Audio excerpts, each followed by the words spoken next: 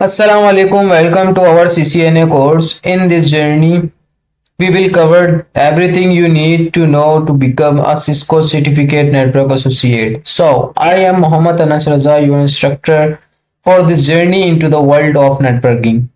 So, today we will discuss compare TCP to UDP. But first of all, we should know about TCP and UDP. तो TCP और UDP को हम पहले पढ़ेंगे, इसके functions, इसके स्टेटमेंट्स, इसके कॉन्सेप्ट्स क्लियर करेंगे, उसके बाद हम इसको आपस में कंपेयर करेंगे। चलते हैं अपने लेक्चर की तरफ, साथ साथ उसी तरीके से बिल्कुल लेके चलेंगे। फंडामेंटल्स भी पढ़ेंगे, फंडामेंटल्स के साथ साथ हम कुछ ऐसी एक्टिविटीज़ भी परफॉर्म करेंगे जिसमें टीसीपी और यूडीपी के आपको कॉन्सेप्ट्स अच्छी तरीके से क्लियर हो, ताकि आप उसको इमेजिन कर सको जब मैं आपको इसके फंडामेंटल्स पे लेके चलूँ या पढ़ाऊँ। ठीक है, तो हमारा जो टीसीपी और आईपी, यहाँ पे आपको देखो एक वर्ड दिखने को मिल रहा है, टीसीपी स्लैश आईपी। तो ये जो स्लैश है इसका मतलब होता है या और। तो जहां टीसीपी और आईपी स्लैश डाल के इसी तरीके से लिखा हो तो वहां समझ जाना बात टीसीपी की ही हो रही है। क्लियर हो गई बात। अब बेसिकली मैं ये बताते चलूं कि टीसीपी होता क्या है। देखो, टीसीपी एक प्रोटोकॉल है, ठीक है। तो प्रोटोकॉल के बारे में नहीं पता तो ये प्रोटोकॉल का काम क्या होता है, पिछले लेक्चर्स में जाओ, उसमें मैंने बहुत अच्छी तरीके से बताया कि प्रोटोकॉल्स होते क्या हैं। ठीक है, अगर नहीं बताया हो तो मैं यहाँ फिर से बता देता हूँ, अगर नहीं देखी मेरी वीडियो। टीसीपी असल में, इस प्रोटोकॉल असल में हमारे पास होता क्या है। प्रोटोकॉल आपने नाम सुना होगा यार, इसको प्रोटोकॉल दी जा रही है, इसको प्रोटोकॉल दी जा रही है। हमारे जो है ना सदर साहब हैं, कंट्री के प्रेसिडेंट हैं, उनको प्रोटोकॉल दी जा रही है। प्रोटोकॉल क्या करता है, एक सिक्योरिटी प्रोवाइड करता है, ठीक है, रास्ते बना के देता है, ठीक है। यानी कि हर वो चीज़ प्रोवाइड करता है जिससे वो चीज़ सिक्योर हो जाए, उस चीज़ को आसानियां पैदा कर देता है उस चीज़ के लिए। तो ये काम होता है प्रोटोकॉल का, ठीक है। अब यहाँ पे बात हो रही है ट्रांसपोर्ट कंट्रोल प्रोटोकॉल, ठीक है। तो अब मैं इससे पहले थोड़ा सा इसको ना टीसीपी आईपी बता देता हूँ। देखें, टीसीपी आईपी ना बिल्कुल सेम उसकी तरह है, एक ये भी मॉडल है। इस तरह हमने ओ एस आई मॉडल पढ़ा था, अगर पिछले लेक्चर्स में जाओ मेरे तो वहां पे मैंने ओ एस आई मॉडल पढ़ाया था। वहां आप देखो ओ एस आई मॉडल होता क्या है। देखो, ओ एस आई मॉडल में और टीसीपी आईपी के मॉडल में फर्क इतना है कि इसमें जो है आपके पास इसमें कितनी 5 लेयर्स होती हैं। कितनी लेयर्स होती हैं? 5। और ओ एस आई मॉडल में आपके पास 7 लेयर्स होती हैं, ठीक है। एक तो ये डिफरेंस समझ में आ गया। दूसरा डिफरेंस क्या है कि हमारे पास ये 3 लेयर, 2 लेयर तो सेम होती है। जो टीसीपी और ओएसआई मॉडल होता है ना, उसमें शुरू की 2 लेयर सेम होती है, लेकिन ये जो तीसरी लेयर है, ये इंटरनेट लेयर की जगह हमारे पास जो है ना ओएसआई मॉडल में होती है नेटवर्क लेयर। क्या होती है? Network layer. और ट्रांसपोर्ट लेयर भी सेम होती है। लेकिन इसके बाद अगर ओएसआई मॉडल देखा जाए तो उसके अंदर 2 लेयर्स और ऐड होती है बीच में। एक होती है सेशन लेयर और एक होती है प्रेजेंटेशन लेयर। तो उस प्रेजेंटेशन और सेशन लेयर को इस एप्लीकेशन लेयर में मर्ज कर दिया। यानी कि वहां पे जो आखिरी की 3 लेयर्स थी ना, सेशन, प्रेजेंटेशन और एप्लीकेशन ओएसआई में, तो यहाँ पे क्या कर दिया, इन तीनों को मर्ज कर दिया। बस ये फर्क है यहाँ पे। बाकी मॉडल सेम काम करता है, थोड़ी बहुत एडेप्शंस हैं, थोड़ी बहुत चेंजेस हैं, वो हम पढ़ेंगे तो आपको समझ में आ जाएगा, ठीक है। अच्छा भाई, यहाँ पे देख लो, जो बात मैंने की है वो यहाँ पे दी हुई है, ठीक है भाई। और ऐसा ही मॉडल में क्या था भाई, ये 2 लेयर्स तो सेम है, ठीक है। ये जो है ना नेटवर्क की जगह इंटरनेट दे दिया यहाँ पे। और यहाँ पे जो प्रेजेंटेशन, एप्लीकेशन और सेशन लेयर, 3 लेयर थी, वो इसमें मर्ज कर दी। क्लियर हो गई बात। अब आ जाओ यहाँ पे। अब देखो, हमारी जो पहली लेयर होती है वो कौन सी होती है? वो होती है हमारे पास टीसीपी एप्लीकेशन। क्लियर है? कौन सी लेयर होती है भाई? टीसीपी आईपी की जो पहली लेयर होती है वो होती है एप्लीकेशन लेयर। सॉरी, ये लास्ट लेयर होती है। पहली लेयर हमारी प्रेजेंटेशन होती है, ठीक है। ये लास्ट लेयर है। लास्ट लेयर कौन सी है? Application layer. अब एप्लीकेशन लेयर का क्या है मैं ये बता देता हूँ थोड़ा सा। अगर नहीं पता तो एप्लीकेशन लेयर क्या काम करते हैं। एप्लीकेशन लेयर भाई हमारे पास इसके अंदर टीसीपी आईपी में 3 लेयर्स का काम कर रही है, एक सेशन, एक प्रेजेंटेशन और एक एप्लीकेशन लेयर का। और अगर नहीं पता कि सेशन क्या काम करती है, प्रेजेंटेशन क्या काम करती है, तो पिछले लेक्चर्स में मैं बता चुका हूँ, वहां जाओ, वहां से आपको अच्छी तरीके से पता लग जाएगा और कॉन्सेप्ट क्लियर हो जाएगा इसका। अच्छा, इसके अंदर इस लेयर में ये हमारे पास कुछ लेयर्स, जो 3 लेयर्स दी हुई हैं, कुछ प्रोटोकॉल्स को रन करवाने के लिए सर्विसेज को प्रोवाइड करती है, ठीक है। यानी कि एप्लीकेशन लेयर कौन कौन सी सर्विसेज देती है, ये एक देती है SMTP, simple mail transport protocol, ठीक है। HTTP, ठीक है, ये वर्ल्ड वाइड वेब ब्राउजर के लिए होता है। हाइपर टेक्स्ट ट्रांसपोर्ट प्रोटोकॉल, ठीक है। FTP, file transport protocol. DNS, domain name system. SNMP, इसके अलावा क्या है, DHCP। बस ये होती हैं हमारे पास, ये प्रोटोकॉल्स हैं। और ये, अब ये आप बोलोगे ये प्रोटोकॉल्स किसके लिए काम करती हैं। देखो, अभी हमारा जो असल जो टॉपिक है ना, वो TCP है, ठीक है। अब TCP को पढ़ने के लिए जाहिर सी बात है उसकी सारी लेयर्स को भी पढ़ना पड़ेगा। तो मैं आपको जरा ये बता दूं, ये थोड़ी सी ये प्रोटोकॉल्स हैं और इन प्रोटोकॉल्स पे मैंने अलग से वीडियोस बनाई हुई है। यानी कि इन प्रोटोकॉल्स पे मैंने एक अलग से वीडियोस में बनाऊंगा या बना चुका हूं, अगर देखूंगा, ठीक है, टाइम मिलेगा तो। क्योंकि ये प्रोटोकॉल का काम मैं सिंपल बता दूं अगर यहाँ पे, तो SMTP का काम होता है भाई, मेल होती है ना, ईमेल्स वगैरह होती हैं आपकी, वो सर्विस प्रोवाइड करता है। HTTP क्या करता है, आप जाते हो, जैसे ये गए अपने क्रोम में और यहाँ पे आप सर्च करते हो ये, ठीक है, जो भी आप सर्च करते हो HTTP के साथ, बस ये वाली सर्विस प्रोवाइड करती है ये, ठीक है। FTTP क्या करती है, फाइल को ट्रांसपोर्ट करने के लिए, ट्रांसफर करने के लिए वो सर्विस प्रोवाइड करती है। DNS क्या करती है, डोमेन नेम सिस्टम बोलते हैं। ये क्या करती है, जो आईपी होती है ना आपकी, जैसे 192.168.0.1, इसको नाम दे देती है। फॉर एग्जाम्पल, अगर आपका google.com है, ठीक है। अब google.com के पीछे एक नंबर चल रहा है, ठीक है। वो नंबर को, अब वो नंबर हर कोई तो टाइप नहीं कर सकता ना बार बार, इसी तरह पता नहीं कितनी वेबसाइट्स हैं, तो हर कोई कितनी वेबसाइट्स के नंबर्स याद रखेगा। तो वो थोड़ा सा उसको आसान करने के लिए यहाँ पे उसका नेम दे दिया, यानी कि google.com, facebook.com, instagram.com, ठीक है। SNMP का क्या है भाई, ये मैनेजमेंट प्रोटोकॉल है नेटवर्क के लिए, ठीक है। DHCP का क्या है, ये भी प्रोटोकॉल है। ये क्या करता है, ये डायनामिक होस्ट कंट्रोल प्रोटोकॉल बोलते हैं इसको। ये क्या करता है, ये कॉन्फ़िगरेशन प्रोटोकॉल, ये असाइन करता है आईपी को। यानी कि जब आप कॉन्फ़िगर कर रहे होते हो ना, तो आईपी देते हो, वो जब हम प्रैक्टिकल कॉन्फ़िगरेशन करेंगे ना, तो उस वक्त आपको ज्यादा अच्छी तरीके से समझ में आएगा कि मैं ये क्या बात कर रहा हूँ। बस ये समझ लो, ये ऑटोमेटिक आईपी असाइन करवाता है, ठीक है।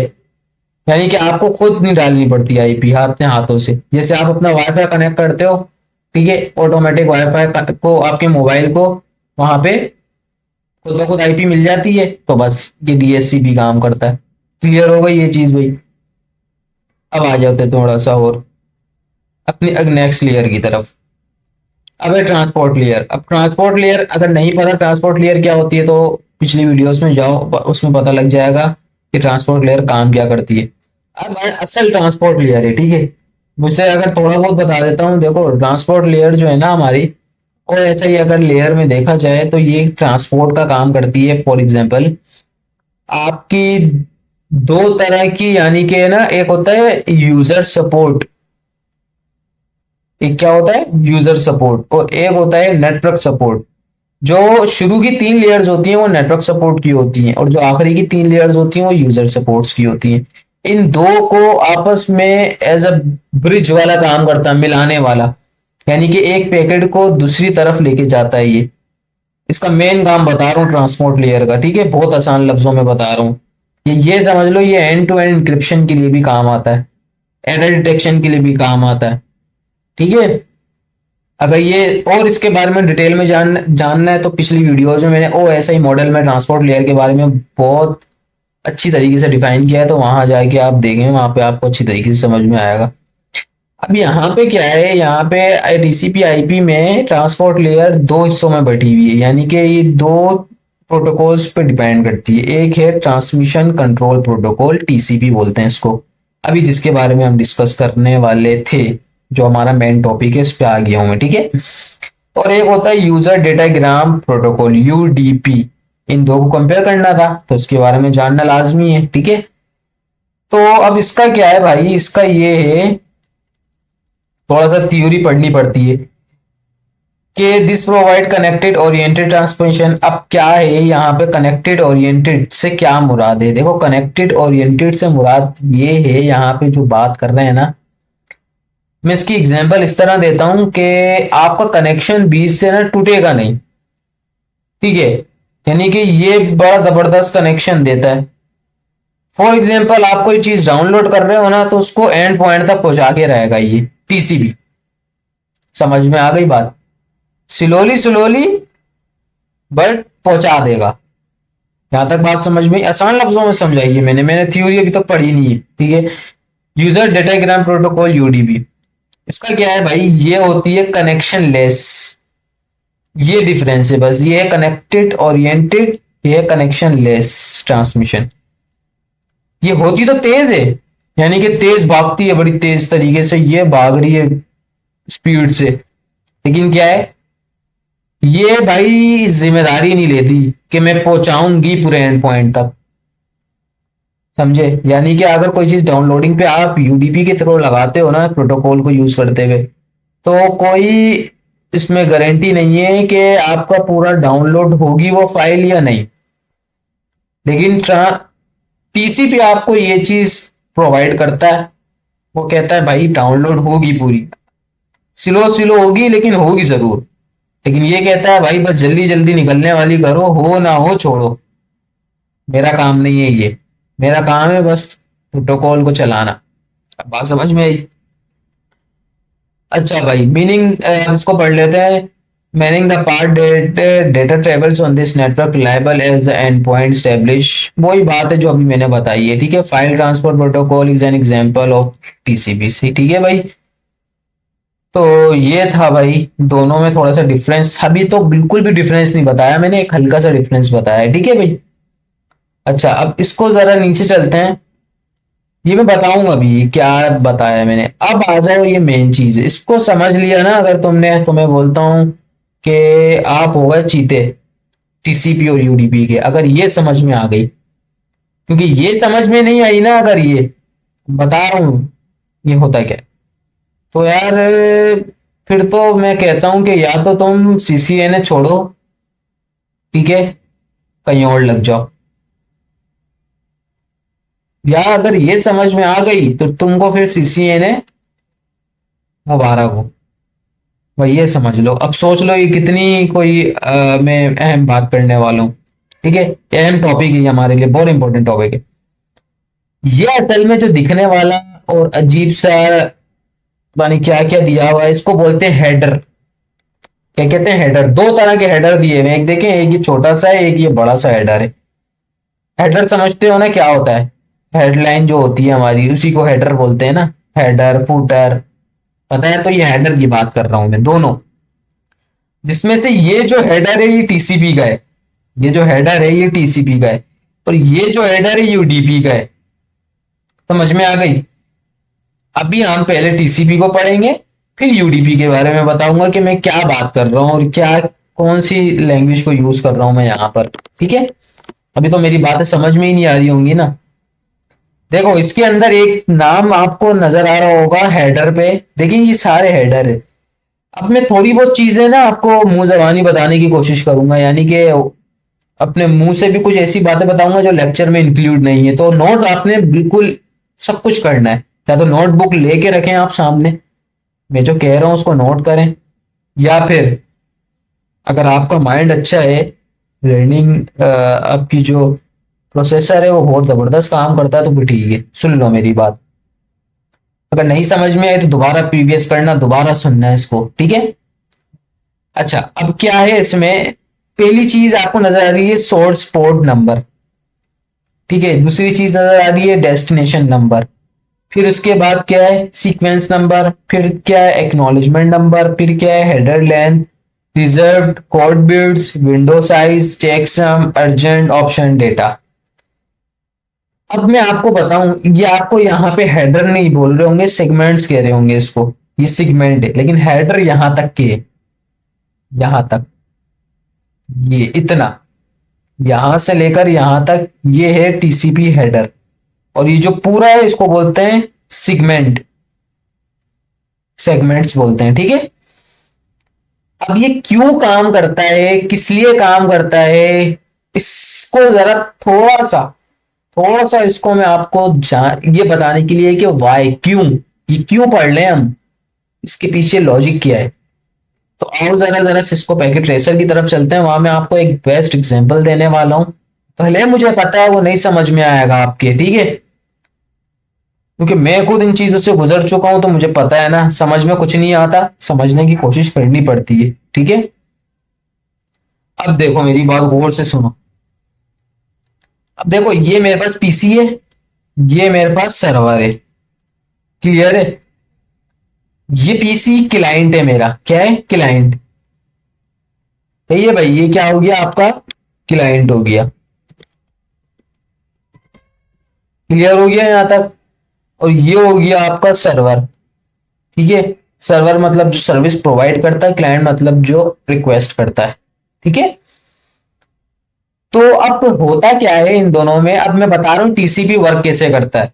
अब आप क्लाइंट हैं, अब जैसे आप फॉर एग्जांपल क्लाइंट है, ठीक है। आप गए अपने इसमें पीसी में जाने के बाद आपने अपना वेब ब्राउजर खोला, ये वेब ब्राउजर है, कोई भी ब्राउजर ले लो, आपका क्रोम हो गया, आपका माइक्रोसॉफ्ट का एज हो गया, और कोई भी एक्स वाई जेड कोई भी ब्राउजर, ठीक है। अब आपने सर्च किया, मैंने क्या कहा था, या तो डोमेन नेम होता है या फिर आपको वो नंबर आईपी देनी पड़ती है। तो इस वक्त मैं डोमेन नेम नहीं, मेरा कोई डोमेन नेम नहीं है सर्वर का, तो मैं आईपी दे रहा हूँ डायरेक्ट। घबराओ नहीं, मैं सिर्फ थोड़ा बहुत समझने की कोशिश करो बस, ठीक है। ऐसा कुछ नहीं है कि प्रैक्टिकल करवा रहा हूं मैं, नहीं भाई प्रैक्टिकल नहीं करवा रहा, सिर्फ मैं बता रहा हूं कि ये काम किस तरीके से करता है टीसीपी और यूडीपी, ठीक है।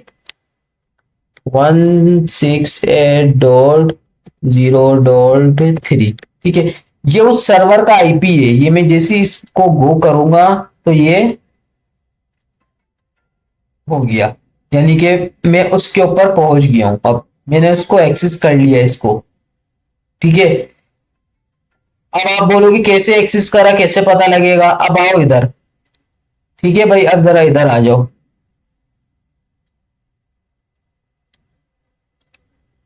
इसको मैं बड़ा करता हूं ताकि एक एक चीज समझ में आए, देख रहे हो। अब मैं यहां से इसको चलाऊंगा, ये देखो ये गया पैकेट, यानी कि इसने इसको रिक्वेस्ट की, ठीक है। अब यहां से रिस्पॉन्ड आएगा, ये इसने इसको सर्विस प्रोवाइड कर दी। अब देखो यहां पे आ रहा है ARP TCP। अब देखो टीसीपी भी मैं आपको दिखाता हूं हुआ क्या, ये है टीसीपी, टीसीपी का काम, ये लेयर्स है सारी, 1 2 3, ठीक है। अब मैं आपको जो बताने वाला हूँ गौर से देखना।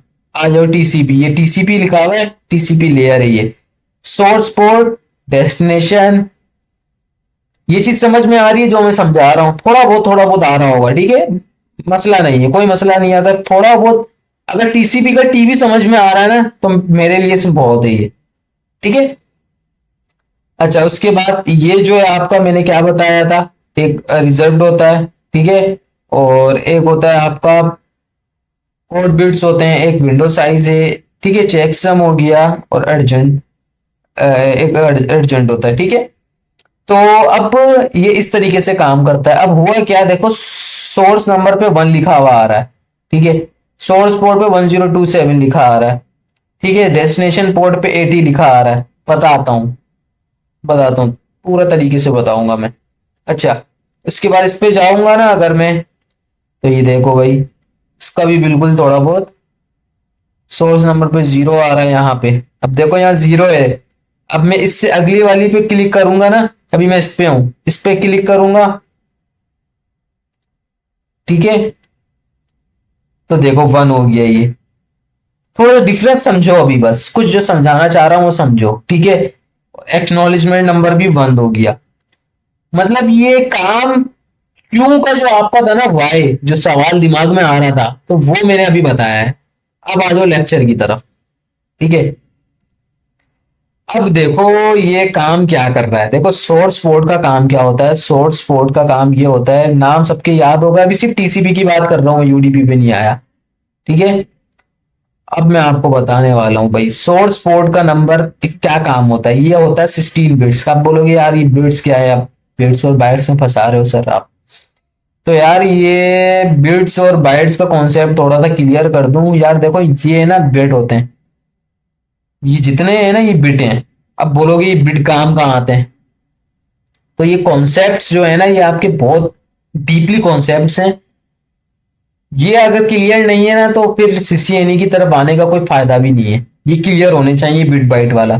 फिर भी मैं यहाँ पे थोड़ा बहुत बता रहा हूँ जो मुझे बताना चाहिए। 1 बीट, देख रहे हो 1 2 3 4, ये बीट्स हैं। ये सा एक बीट है, यानी कि एक बीट ये रहा, एक बीट ये रहा। अब बोलोगे यहाँ 1 है या 0 है या 1। भाई वन का मतलब होता है ऑन, 0 का मतलब होता है ऑफ। 1 का मतलब होता है ऑन ऑन, फिर ये ऑफ, फिर ये ऑफ ऑफ ऑफ। अब बात समझ में आ गई। चलो, तो ये जो एक डब्बा है ना ये एक बिट है। अब भले वो 0 है या 1 है, बस बिट है एक। ठीक है, तो आपके जो 8 बिट होते हैं ना, 8 बिट्स, वो बनते हैं एक बाइट। क्या बनते हैं, एक बाइट। यहां तक बात क्लियर है, 8 बिट्स एक बाइट, बस ये चीज मुझे बतानी थी। अब आ जाओ जरा इधर। तो यहाँ 16 बिट्स हैं, तो 16 अगर ये कितने बाइट्स बने भाई आपके, 2 बाइट्स बने। ठीक है, तो सोर्स पोर्ट जो नंबर है उसका जो साइज है, उसकी जो मेमोरी है वो कितने बिट्स की हो गई, 16 बिट्स की। इसका काम क्या है कि ये आइडेंटिफाई करता है application use by the sender. अब मैं बताने वाला हूं कि सेंडर और ये क्या क्या बात हो रही है इधर, क्या आइडेंटिफाई कर रहा है। अब आ जाओ जरा अपने उसकी तरफ। अभी देखना, अभी आपने ना एक चीज देखी होगी। ठीक है, अभी मैंने ना यहाँ पे ये सेंडर है, ये क्या है, सेंडर है। इसने क्या सेंड किया था, कुछ कुछ सेंड किया था। इस पे आ जाओ जरा। ठीक है, इसने कुछ सेंड किया था, तो कहां से सेंड किया था, पोर्ट नंबर 80 से। अब ये पोर्ट्स क्या होती है आप बोलोगे। ठीक है, तो मैं ये बताते चलूं कि ये जो पोर्ट्स हैं आपकी, सॉरी, ये जो पोर्ट्स है ना आपकी, भी पोर्ट्स जो होती है ये होती है असल में आपकी प्रोटोकॉल की पोर्ट्स होती हैं। फॉर एग्जाम्पल आपके जो एचटीटीपी की जो लेयर काम कर रही है ना, प्रोटोकॉल जो काम कर रहा है, उसका पोर्ट नंबर है 80। ठीक है, इसकी मिसाल एक और तरीके से मैं दे सकता हूं कि फॉर एग्जाम्पल आपके एक आपका घर है, आपके घर के अंदर ये छोड़ो हॉस्पिटल है या यूनिवर्सिटी है, हॉस्पिटल यूनिवर्सिटी या जो भी ले लो। अब आप किसी हॉस्पिटल या यूनिवर्सिटी में जाते हो ना, तो वहां पे आप देखते होगे, आपने वहां से अपनी पर्ची कटवाई, पर्ची कटवाने के बाद रिसेप्शन से आप वो कहता है कि भाई आपको अगर किस चीज के लिए जाना है। आपने कहा कि भाई मुझे जो है ना मैं हार्ट पेशेंट हूँ, मुझे हार्ट के लिए यानी कि उसका टेस्ट करवाना है, जो भी है डॉक्टर को दिखाना है, स्पेशलिस्ट को। तो वो आपको पता है क्या कहता है, कहता है यार रूम नंबर 80 पे चले जाओ। तो वो जो रूम नंबर 80 में आपको भेजे है ना, यानी कि आप जाओगे रूम नंबर 80 के दरवाजे पे, देखोगे क्या लिखा हुआ है, 80। तो this is called source port. उसने आपको ये सोर्स पे भेज दिया, ये सोर्स है, यानी कि रूम नंबर 80 से आप गए अंदर। अब बताता हूं डेस्टिनेशन क्या है। ठीक है, अब आप चले गए, यानी कि 80 से आपने, अब 80 पोर्ट कहाँ काम करती है। अब आप आओ अपने यहाँ पे और ब्राउजर पे। याद है अभी मैंने इसमें ब्राउजर खोला था, या फिर आपके कंप्यूटर में ब्राउजर होगा तो उसमें जाओ।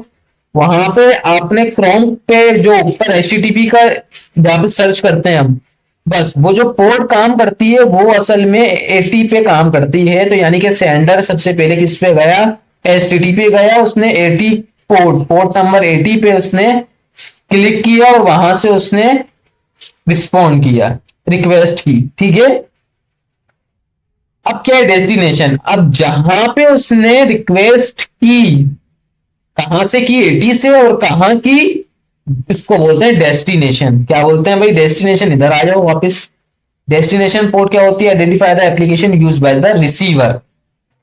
जो रिसीवर होता है, रिसीवर, उसको बोलते हैं डेस्टिनेशन। यानी कि आपका जो यहाँ पे जो आपका सर्वर है ना, वो असल में क्या है, डेस्टिनेशन है। क्लियर हो गई बात। यहाँ तक क्लियर है? ठीक है, आपका क्या है भाई, ये वो जो यानी कि जो सर्वर है वो क्या हो गया, आपका डेस्टिनेशन हो गया।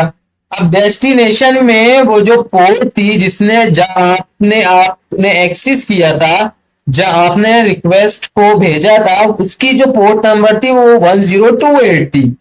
क्या थी? 28। यानी कि आप उस डॉक्टर के पास से तो 80 से गए, लेकिन जब अंदर गए तो उस डॉक्टर का जो पोर्ट नंबर था वो था 1028। क्या तक बात क्लियर हो गई? जहां से गए सोर्स पोर्ट, जहां गए डेस्टिनेशन पोर्ट। क्लियर है? और इनका साइज कितना होता है भाई? 16-16 बिट्स का होता है ये। ठीक है, ये देख लो भाई, 16-16 बिट्स के होते हैं दोनों। ठीक है, अब आ जाओ सीक्वेंस नंबर क्या होता है, एक्नॉलेजमेंट नंबर क्या होता है। ठीक है, अब इन दोनों को जरा समझाने के लिए मैं जरा यहाँ पे एक चीज मैं आपको बता देता हूं। ये अब यहाँ पे देखो, क्लाइंट और सर्वर बिल्कुल उसी तरीके से। अब मैं समझाने क्या वाला हूँ, ये साइन और एक्नॉलेजमेंट। ठीक है, यानी कि जो आपका सीक्वेंस नंबर है वो, और जो आपका एक्नॉलेजमेंट नंबर है वो। अब होता क्या है एक्नॉलेजमेंट, और पहले थोड़ी सी थ्योरी पढ़ लो। सीक्वेंस नंबर बोलते हैं verify the correct order of received segment. जो उसने रिसीव किया है सेगमेंट, उसको वेरीफाई करता है कि ये करेक्ट है या नहीं है, इसका काम ये। और जो एक्नॉलेजमेंट नंबर भी यही होता है। अब मैं बता रहा हूँ दोनों में डिफरेंस क्या है। ठीक है, अच्छा भाई, अब आ जाओ जरा इधर कि क्लाइंट है, इसने जैसे यहाँ पे रिक्वेस्ट भेजी तो उसके पास सिर्फ सीक्वेंस नंबर है। अभी सिर्फ क्या है, यानी कि जहां फर्स्ट जो शुरुआत करेगा बोलना, यानी कि दो बंदे कम्युनिकेट कर रहे हैं, जो पहला बंदा जो कम्युनिकेट करेगा उसके पास सिर्फ एक ही चीज है, वो है क्या? Sequence number. एक्नॉलेजमेंट भी है लेकिन उसकी वैल्यू इस वक्त 0 होती है। जब उसने की तो उस वक्त उसकी वैल्यू कितना, उसका नंबर कितना है? 100। तो वो सर्वर के पास गया, वहां सर्वर ने इसकी रिक्वेस्ट देखी, फिर जब सर्वर ने दोबारा से इसको रिस्पॉन्ड किया, यानी कि जिसने रिक्वेस्ट की फिर उसको रिस्पॉन्ड किया, तो इसका जो सीक्वेंस नंबर है ना, तो सर्वर क्या करेगा, सीक्वेंस नंबर के साथ ऐड कर देगा 100। क्या ऐड कर देगा? 100। तो जब ये जाएगा, यानी कि दोबारा क्लाइंट के पास जाएगा, तो वो सीक्वेंस नंबर क्या हो जाएगा? 200। क्लियर हो गई? अब 200 हो गया ये। 200 होने के बाद अब जब उसका जो एक्नॉलेजमेंट लग जाएगा उसके साथ। अब बता रहा हूं कि एक्नॉलेजमेंट क्या है। देखो, नॉलेज किसको बोलते हैं? हाँ भाई, मुझे नॉलेज है। एक्नॉलेजमेंट मतलब मुझे नॉलेज हो चुकी है, यानी कि भाई वो सर्वर वेरीफाई करता है, आइडेंटिफाई करने के बाद कि भाई मुझे वाकई में एक्नॉलेजमेंट मिल चुकी है इस क्लाइंट की तरफ से। तो वो एज अ प्रूफ क्या करता है, एक्नॉलेजमेंट के साथ एक और नंबर लगा के भेजता है, यानी कि जो सीक्वेंस नंबर आता है उसके पास ऐड कर देता है 1। क्या ऐड करता है? 1। अब समझ आई बात या नहीं? तो ये होता है काम, सीक्वेंस और एक्नॉलेजमेंट। इसी तरह दोबारा क्लाइंट के पास आया, अब ये जो सीक्वेंस नंबर है ना, अब क्लाइंट का काम देखो क्या है, ये जो सीक्वेंस नंबर है ना, ये बन जाएगा एक्नॉलेजमेंट नंबर। यानी कि क्लाइंट के पास जब आएगा तो ये सीक्वेंस खुद ब खुद एक्नॉलेजमेंट बन जाएगा। तो ये एक एक्नॉलेजमेंट बन गया, तो यानी कि सीक्वेंस ऐड हो गया इसमें। तो 200, ओ सॉरी 101, यानी कि एक्नॉलेजमेंट नंबर मैंने क्या बताया? सीक्वेंस बन गया। ठीक है, एक्नॉलेजमेंट नंबर क्या बन गया? सीक्वेंस बन गया। और सीक्वेंस क्या बन गया? एक्नॉलेजमेंट। और 1 मैंने क्या बताया? प्लस होते रहेगा। तो ये होता है इस तरह हमारा जो है ना, सेंड, रिसीव, स्टेब्लिश्ड, स्टेब्लिश्ड। जब एक दफा सेंड होता है तो उसके पास सिर्फ सीक्वेंस नंबर होता है। रिसीव जब हो जाता है तो उसके पास सीक्वेंस और एक्नॉलेजमेंट नंबर दोनों आ जाते हैं। लेकिन जब कनेक्शन स्टेब्लिशमेंट हो जाता है, यानी कि अब तीसरा जो जाएगा पैकेट, उसमें क्या होगा, सीक्वेंस अब खुद ब खुद एक्नॉलेजमेंट बनते रहेगा और एक्नॉलेजमेंट सीक्वेंस। और याद रखना, एक्नॉलेजमेंट के साथ खुद ब खुद 1 प्लस होता रहेगा। क्लियर हो गई यहां तक? आई होप क्लियर हुआ होगा। कोई मसला हो तो मुझे कमेंट करना, पूछ लेना, मैं फिर से इसके ऊपर एक वीडियो छोटी सी बना दूंगा या समझा दूंगा मैं। ठीक है, अगर नहीं समझ में आया ना ये, तो फिर फायदा नहीं है कोई। फिर से कह रहा हूँ, ये चीज बहुत ज्यादा इंपॉर्टेंट चीज बता रहा हूं मैं, ये बहुत इंपॉर्टेंट लेक्चर है ये एक तरीके से। ठीक है भाई। तो ये होता है भाई। अब है हेडर लेंथ। हेडर लेंथ क्या है, जो अब यहाँ पे हेडर के बारे में पढ़ ले हो ना, उसकी लेंथ बता रहा है कि 4 बिट्स होता है बस। रिजर्व लेंथ 6 बिट्स का होता है। और रिजर्व का काम क्या होता है भाई, अनयूज फील्ड, यानी कि आप यूज नहीं कर सकते, वो रिजर्व है, ठीक है। वो किसी ना किसी पर्पज के लिए रखी हुई है उन्होंने। कोड बिट्स क्या होता है, इंडिकेटर सेगमेंट टाइप। वो क्या बताता है भाई कि ये सेगमेंट्स किस टाइप का है। सेगमेंट मैंने आपको बताया था ना तो बड़ा सा वो उसके बारे में। विंडो साइज क्या होता है आपका, ठीक है। विंडो साइज क्या होता है, the number of bite receive before sending an acknowledgement से पहले आपके पास कुछ नंबर ऑफ बाइट्स रिसीव होते हैं। क्या होते हैं, रिसीव। तो वो आपका क्या कहलाता है, विंडो साइज। क्लियर हो गई। उसके बाद है चेकसम। चेकसम का काम क्या है, देखो मैं चेकसम का बता देता हूँ। ये क्या करता है, ये आपका देखो चेक और सम से क्या मुराद है। चेक मतलब चेक करना, सम मतलब टोटल। यानी कि वो टोटल मिला के उसको चेक करता है कि वाकई में जो चीज मुझे मिली है वो इतनी बाइट्स की है, इतनी बिट्स की है। हाँ वो कहता है भाई। तो उसको फिर ये क्या करता है, चेक करता है, उसका सम करता है और फिर कहता है हाँ ठीक है। फॉर एग्जाम्पल आपने भेजा आई एम मोहम्मद अनस रजा, ठीक है, ये मैंने भेज दिया पैकेट। जब मैंने इसको भेजा तो इसने क्या किया, ये चेक सम करेगा कि यार जो आई एम मोहम्मद अनस रजा है इसके अंदर कुछ मिस तो नहीं हो गया। नहीं समझे।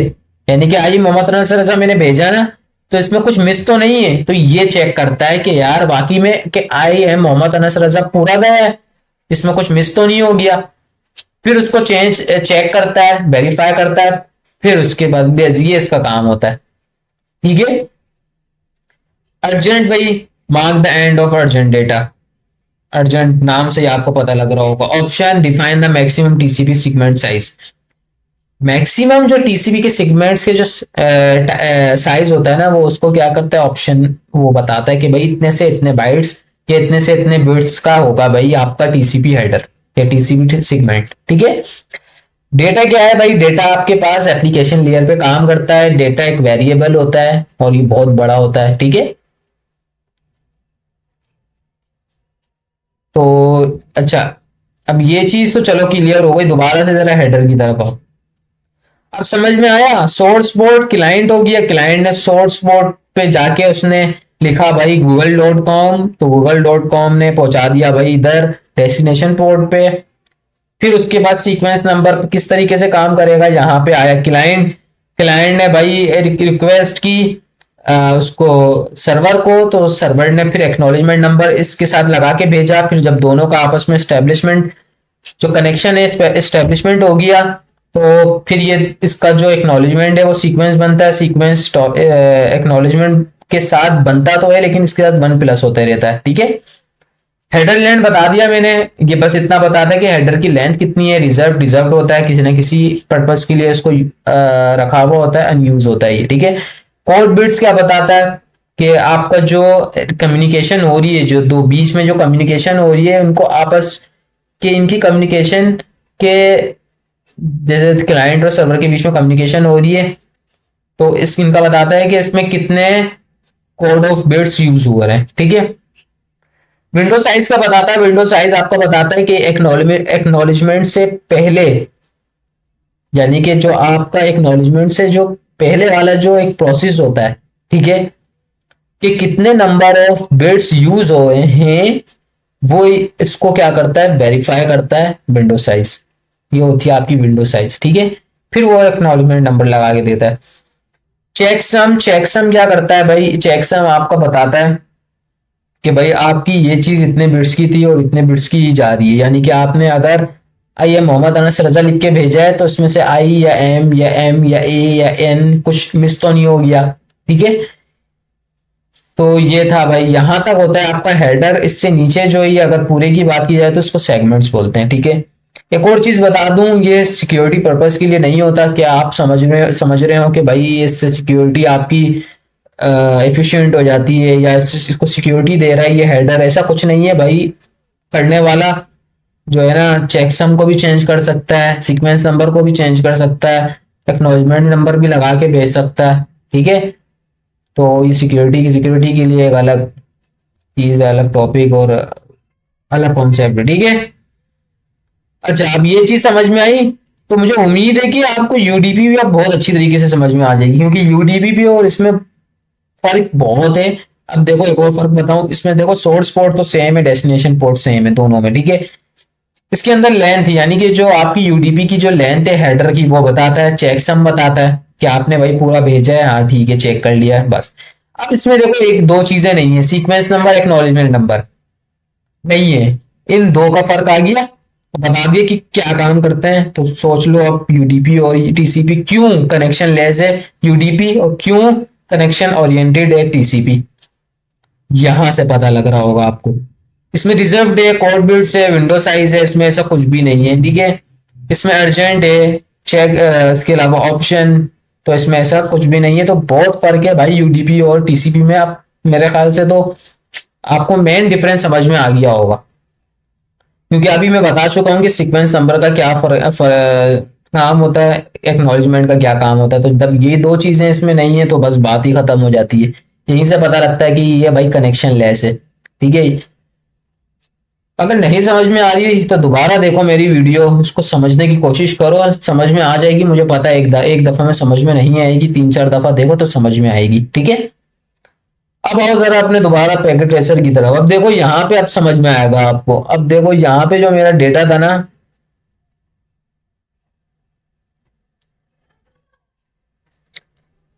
पहला वाला, मैं अभी आपको ओपन करके बताता हूँ, जो पहला पैकेट गया था मेरा, ठीक है। देखो जीरो आया, सीक्वेंस नंबर, एक्नॉलेजमेंट बंद है, क्लियर हो गई बात। अब आओ नीचे,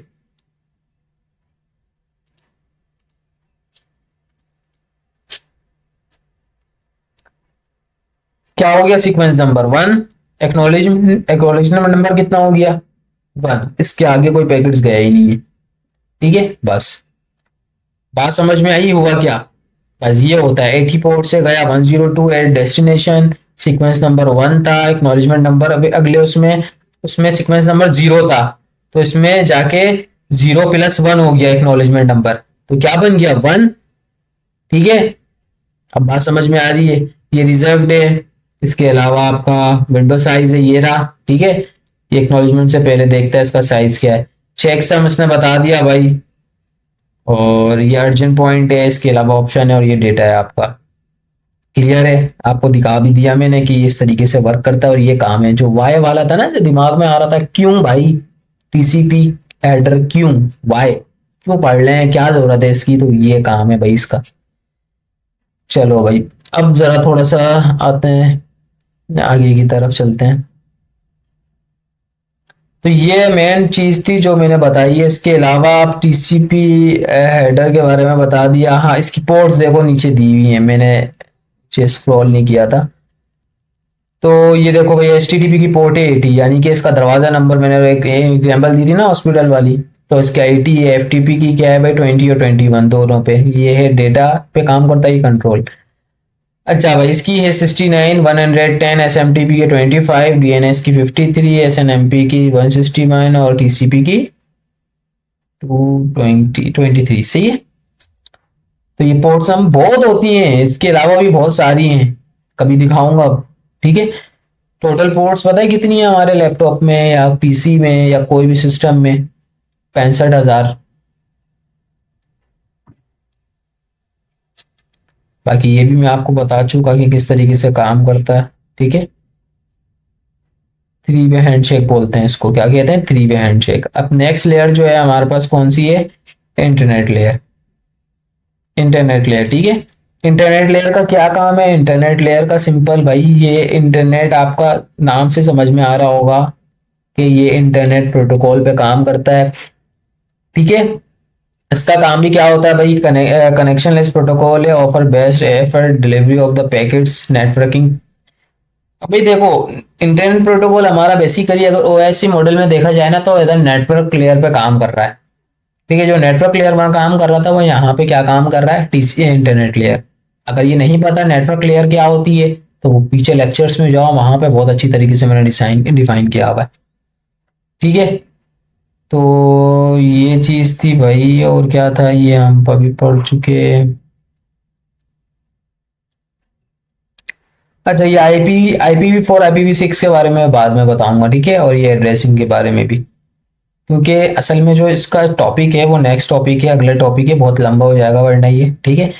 आईपी शुरू से बताऊंगा कि मैक एड्रेस क्या होता है, आईपी क्या होता है, आईपी की क्लासेस के बारे में बताऊंगा, कितने टाइप्स की आईपीज होती हैं ये बताऊंगा।